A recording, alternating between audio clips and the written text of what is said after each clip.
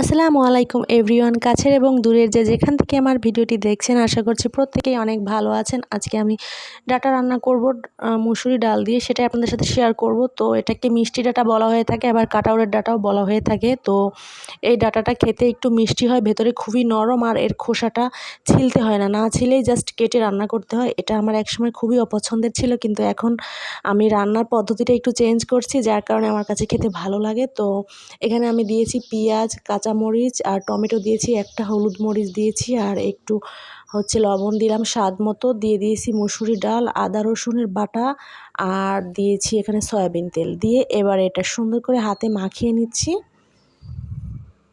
তারপরে এই যে দেখতেই পাচ্ছেন ডাটাগুলো আমি কিভাবে কেটেছি। এই ডাটাগুলো এভাবেই কেটে রান্না করে, আর ডাটাগুলো দিয়ে সুন্দরভাবে মাখিয়ে নিচ্ছি সব কিছু ভালোভাবে একবারে।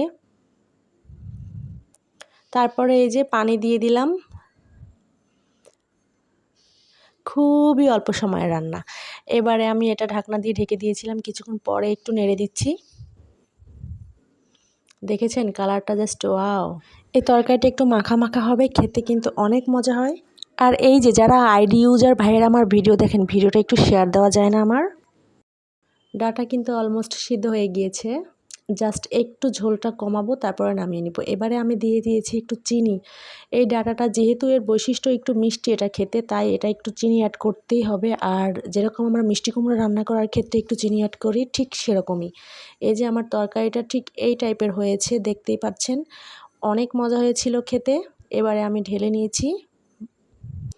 সবাই অনেক অনেক ভালো থাকবেন, দেখা হবে আরেকটা ভিডিওতে। আসসালামু আলাইকুম, আল্লাহ হাফেজ।